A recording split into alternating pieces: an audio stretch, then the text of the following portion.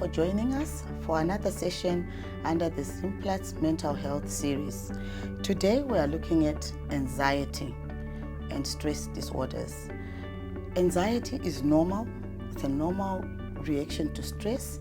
But why we want to talk about it, or why some forms of anxiety have been classified under the DSM as mental health illnesses or mental health conditions, is dependent on the severity of the anxiety. So it's okay to feel anxious from time to time, or if you're going through an experience, or whether you're attending an interview, it's a normal part of life. But there are extreme cases of anxiety and attacks that come on individuals that have now resulted in certain people being classified as having an anxiety disorder. Today we are joined by Tino in the studio. Welcome, Tino. Thank you for having me, Edith. Tino is a young man who's been diagnosed with generalized anxiety, and we felt today that it's good to bring a human face to these mental health discussions. Maybe if you can tell us your age and how it all started. There is something that I need to address. Yeah. Thank you so much for that. And I'm 35 years old. Yes, my name is Tino Guitima. Married to one wife, and wonderful. I like that. I have a little boy, a little 5-year-old boy. But speaking about the experience with anxiety, I believe it's something I've probably had all my life. But I think it actually really started to manifest, I'd say, around when I was becoming a young adult, probably around 10 years ago. You'd have these constant feelings of worry. Worry is normal, but then there are times when it becomes excessive, that you find yourself not being able to really participate in things that you'd want to do, and the more it moved from being a mental state to a more where you start feeling it physically, the more I started to realize that no, there's definitely something going on. And then at so once, what do you mean physically? you find that apart from just feeling worried, you start sweating. Maybe you have these knots, stomach knots that go on. There's the shivering.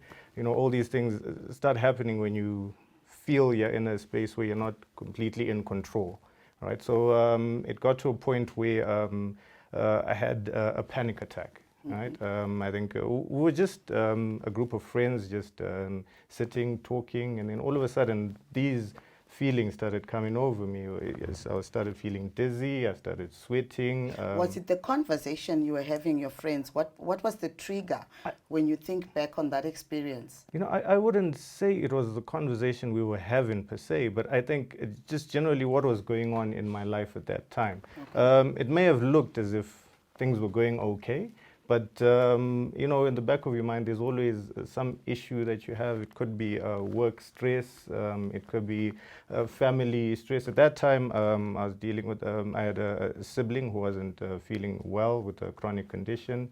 Work. There were deadlines that needed to be had. So you almost just lived day to day having these thoughts in the back of your mind, but you think no, it's nothing to worry about too much.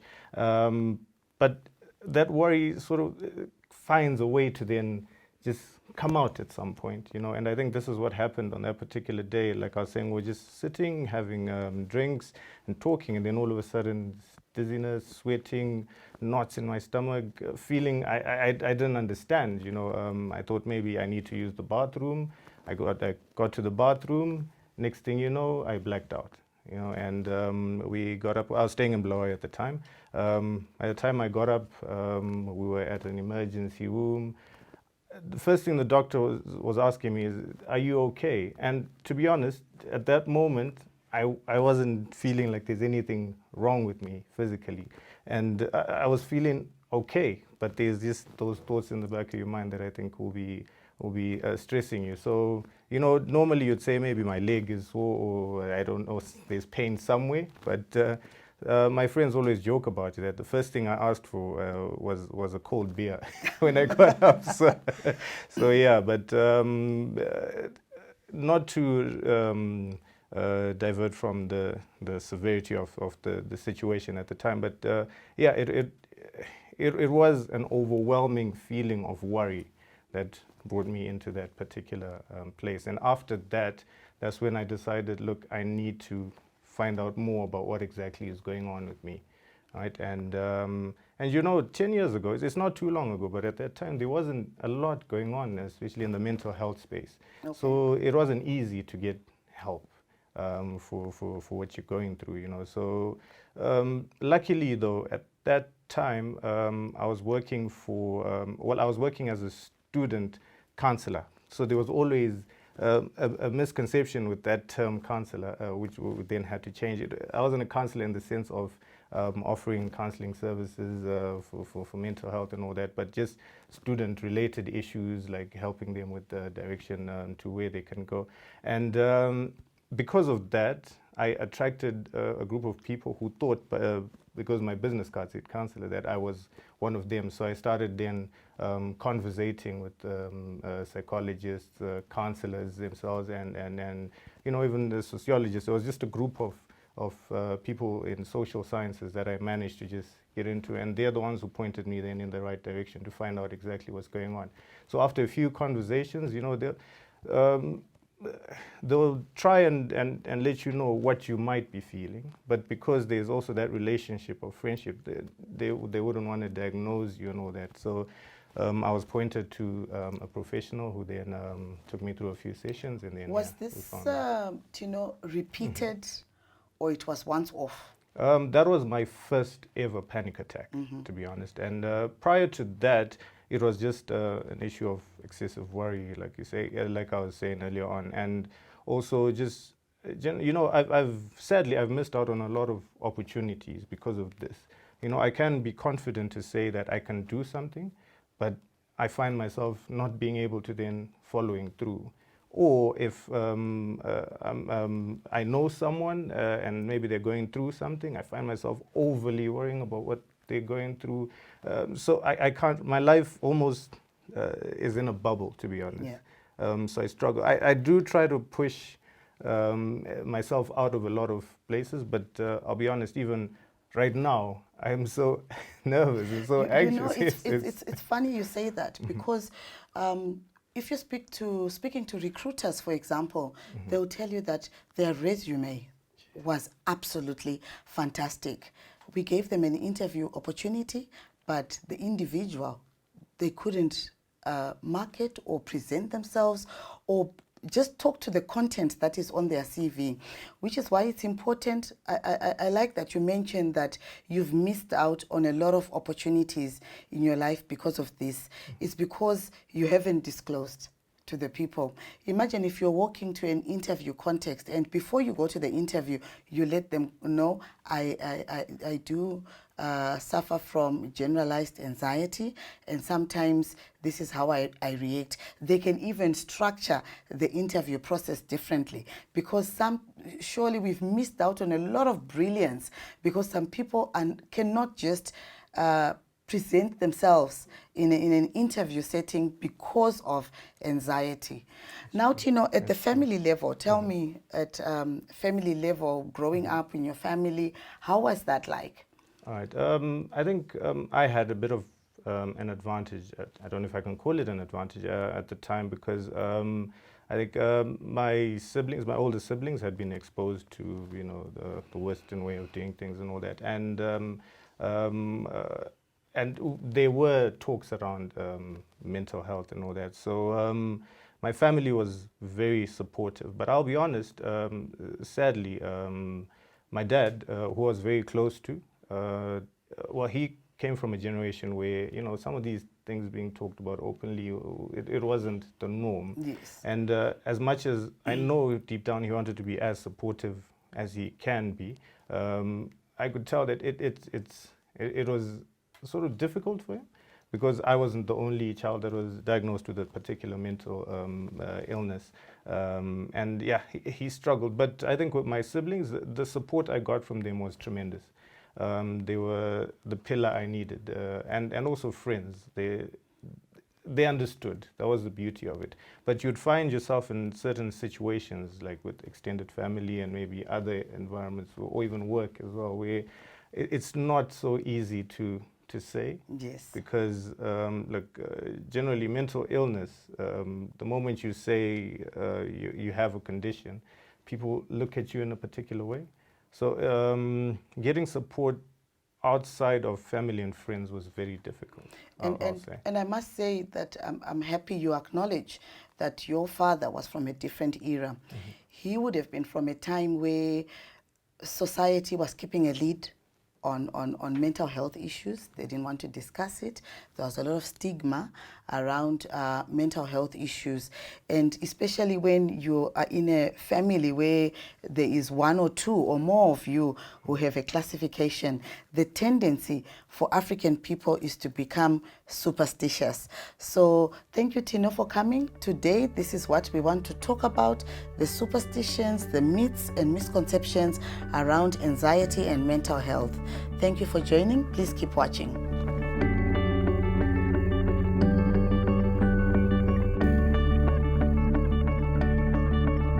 So what we heard from the first session is that occasional worry or occasional stress or feelings of anxiety from time to time are a normal part of life. And to continue with that discussion, today we are joined by Tarisai Bere, who is a practicing psychologist here in Zimbabwe, and she will talk to us more about anxiety. Tarisai, Tino shared his diagnosis with us, that he's been diagnosed with generalized anxiety disorder. Do all people with generalized anxiety disorder present the same, or there are different forms in which it can present? Okay, so maybe first off to just go through the classification. Yes, so thank you. For us to be able to diagnose someone with generalized anxiety disorder, they would have had feelings of worry and excessive worry, worrying about a lot of things. It's not just worrying about one thing, but you can worry about a lot of things at the same time. And you worry about these things for at least 6 months. So we don't just arrive at a diagnosis. If you so, for feel example, like if I'm worrying about the economy, Yeah. I'm worrying about this for more than a year, do I need a classification? Okay, so I'm going to start talking about the classification for generalized anxiety disorder. We discussed that we all get anxious at some point, and we don't worry about being anxious. It's part of life. You could be excited about something coming, and it might come with stress. So anxiety really is a normal emotion. It becomes a problem if you worry a lot about a lot of things. So you're not just concentrating on one thing, but you're worried about a lot of things. It could be that you're worried about your children, you're worried about their fees, you're worried about rentals, you're worried about the economy, you're worried about what's happening next door, and the worry goes on and on for about 6 months. So you can't exactly control the worry. And at some point you start worrying about worrying.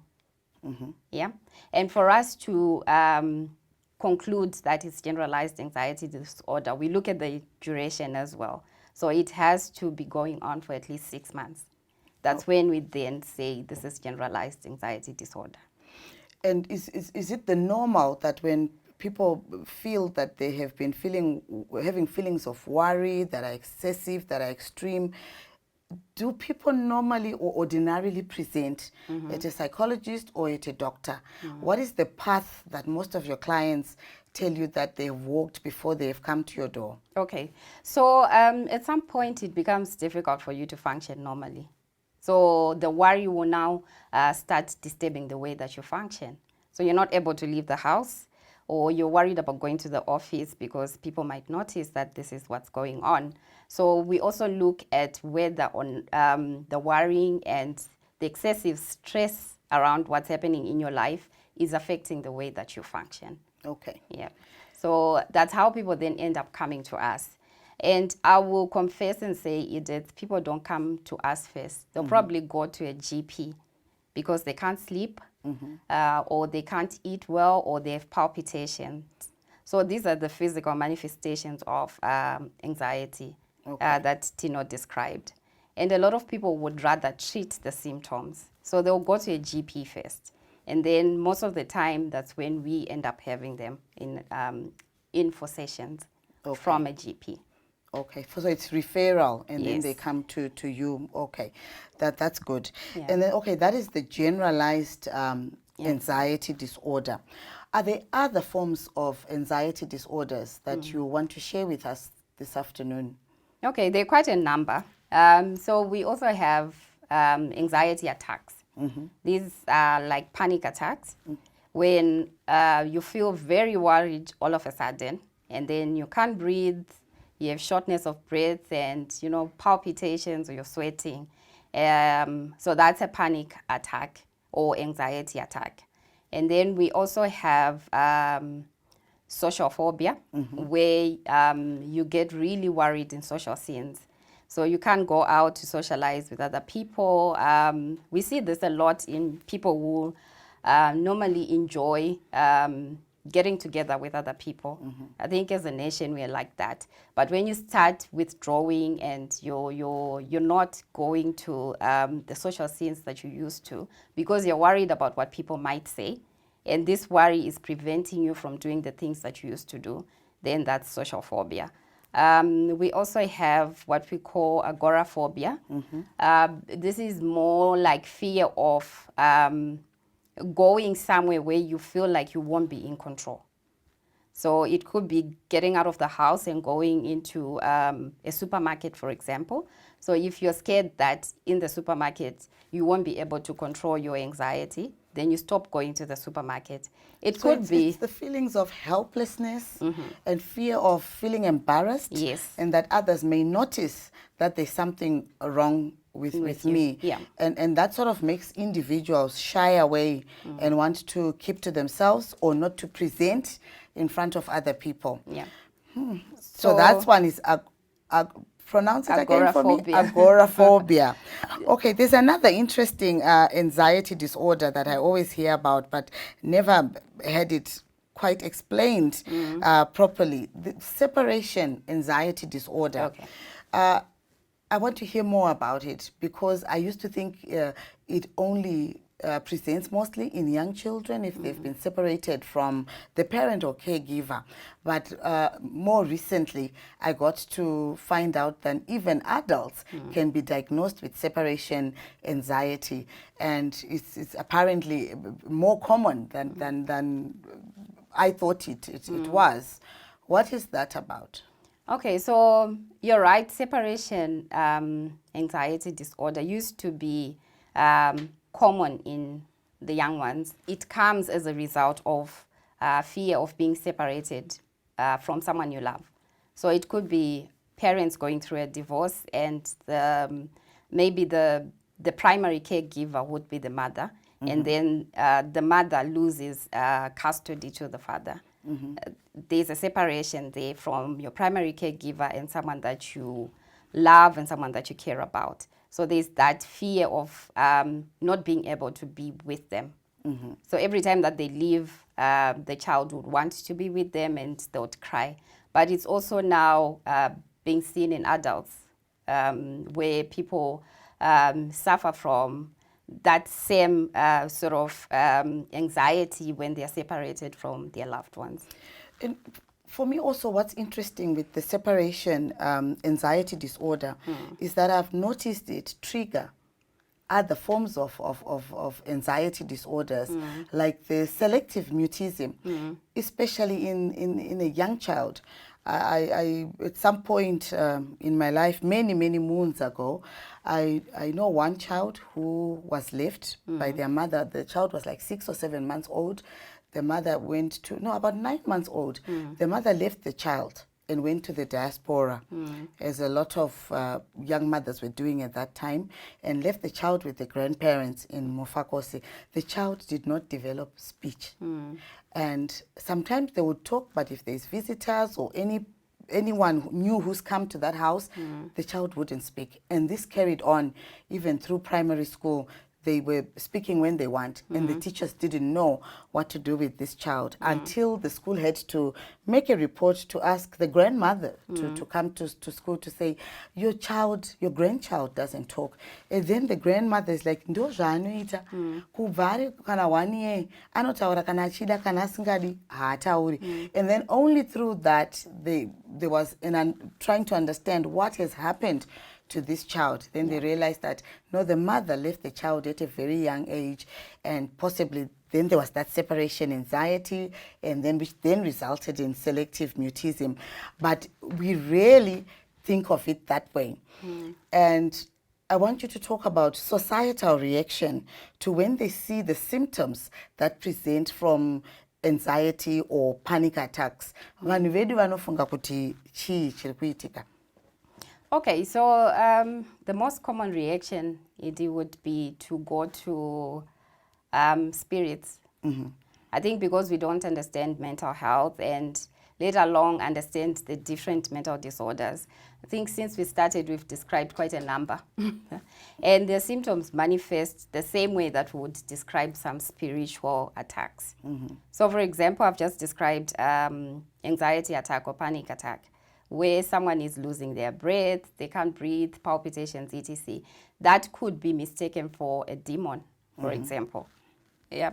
So the easiest, I think, go-to explanation for a lot of people in our culture would be that there's a spirit munakagarwa ne something yadaunamatiriwa idemoni roda kubviswa.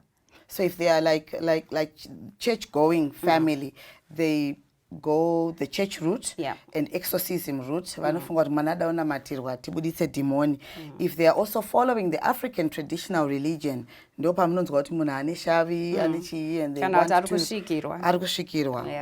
okay. And then, but when they go to those places for support, do you see people maybe sometimes starting to look like they've been healed? So you know what? I always avoid that question because I'm not an expert in those areas. What I would tell you for sure is that a lot of people who seek help elsewhere will end up coming to us anyways. So we don't discourage people from seeking help, like spiritual, etc., as long as it's not harmful. Sometimes if it's stress related, they do get help because that belief that I am getting help and I am healing might actually take the anxiety away. What we're saying is recognize when you need help. When you need help, that punish rikuitika, and then know where to go and get support, where you can go and get services, and where you can go and get help as an individual, or where you can take your relative to get the support that they require. I'll also add on to that, Edie. The severity is very important. There's some mild symptoms of anxiety that we can talk about and then you'll feel better. And then when it's causing dysfunction and it's causing you not to be able to do certain things, then that needs medical attention. You need sometimes to be admitted and be monitored for quite a long time before you start feeling better. So as much as we don't discourage people from going elsewhere, we want people to understand that there are some things that will need medical attention because it's the brain that we're talking about. And most of these conditions are as a result of something not well in the brain. So we can't take away that fact. Okay, but you know, in our society today, people think that when you say I have an anxiety condition, people think, is that even a real illness? We are all stressed. We are all worrying about something at some point. How do we get people or those around us to start taking us more seriously, or for people at home to understand that anxiety is a condition? Especially, I like the way when you say it's excessive. It has gone beyond the normal everyday worrying. How do I know that my worrying is now excessive? I think, you know what, we all do know. We know that I'm coping with whatever it is that I'm worried about. I can probably think about solutions and I might be able to get out of this situation. But when you find that you can't get up in the morning, you've lost all interest in doing things, the worrying is so severe that, you can't stop worrying, then you know that you need help. I think we can talk about whether or not this is confusing. When you're ill, you know that you're ill. And I think stigma as well comes in. People don't seek help because they are scared of what other people will say. So I think this is why it's important for us to continue talking about mental health and to say that, sometimes it's okay not to be okay, and there's help out there. So talk about mental health, talk about anxiety. This is quite a common condition in Zimbabwe, especially generalized anxiety disorder. And let's talk about all of these issues so that they're normal and we don't, use stigmatizing words around mental illnesses. But from what you're saying, I'm also picking that the society or those around the individual may stigmatize, but a lot of it seems to be self-stigma. Yes. That the individual is also judging themselves too harshly, maybe because of societal perception that anxiety is that even like a real illness. And sometimes you hear people pass comments that you are weak, especially in a man. So it's very brave of Tino to step up and share his condition, because people would think that he's weak. Real men don't have anxiety or panic attacks. And these are some of the things that we want to correct, that we want you to correct, that apana chino the real man, real woman. Let's be accommodative and let's seek help when we need to. You speak about the common, you said generalized anxiety is common, is the more common form of anxiety that presents here in Zimbabwe. Is there a form of anxiety that is not so common and is likely to be missed, that you would like the audience to share with the audience and help them to look out for it, that and people may never know or may not get a diagnosis because it's not among the common forms of anxiety? Okay, so I would say to that, it may be we do have these illnesses, but because people don't know what it is, or we have other explanations, we might be missing a lot of cases in the society. So I would say, through talking about it like this and highlighting some of the symptoms, the signs and symptoms, maybe people will start coming out more and we'll start seeing more and more cases. So I think this is why I really love this program. It's going out to the workers, it's going out to real people. We're talking about real issues. And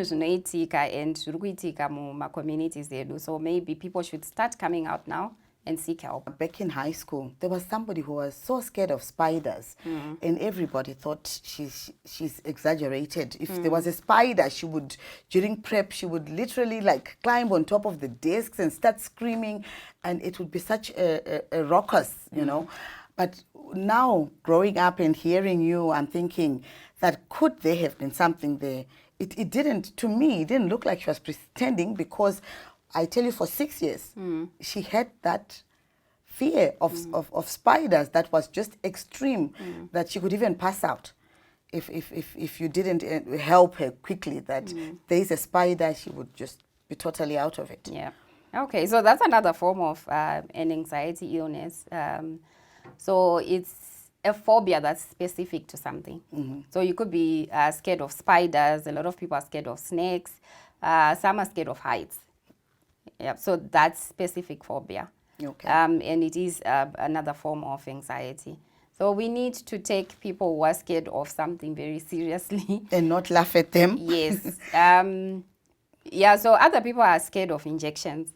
And I think that's very important now that we have to get the vaccines for COVID and other forms of vaccines. If someone is really, really scared of the injection, they might have a specific phobia towards that injection. So we need to be understanding and we need to be patient, knowing that this actually could be an illness.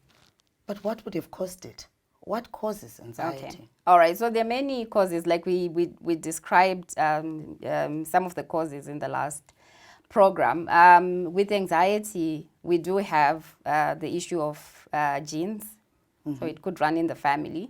But also mostly environmental factors, stress, and it could be that you've gone through something traumatic, and your way of coping with trauma has decreased, so you end up having anxiety. It could be that you're going through a lot of things, like Tino was describing, that you're expected to do a lot of things, and then you feel like you're not able to do those things. So just the fear of failing, fear of being judged, might also cause anxiety. And we see a lot of people who end up having anxiety as adults would have come from very strict parents, where they're expected to excel in every aspect of life. You can't fail for any reason, and maybe the punishment is a bit harsh when you do. So you become anxious most of the time, and as you grow up as an adult, you cannot fail. You have to be 100% all the time. Failure is not an option. Yes, and 100%, I always say 100% is the most tiring thing that you can ever think of. Yeah. You can't be 100% all the time. It's okay to mess up as long as you pick yourself up and try again. But if you grow up in an environment where failure is not an option, then if you seem to be failing as an adult, that will cause anxiety. I think we should pause there and really emphasize this point for the viewers, that parents sometimes are putting so much pressure on their children. I know we've talked about this in previous sessions, but I want to talk about it again. There is so much pressure for children to achieve. There's so much pressure around children getting degrees. And I just want to say, having degrees is absolutely wonderful. If your child can graduate, fantastic. Yeah. But if they can't, please support your child to find alternative routes for where they can excel and achieve in other areas. We always talk about the A streamers, the B streamers, and say it is our role as parents to find the best fit for your child, because not everybody is going to be an academic. I digress, but I just felt I wanted to mention that. Before we come to a close for this session, Tarisai, I want you to talk about anxiety disorders that are triggered by maybe withdrawal or onset of substance and alcohol abuse.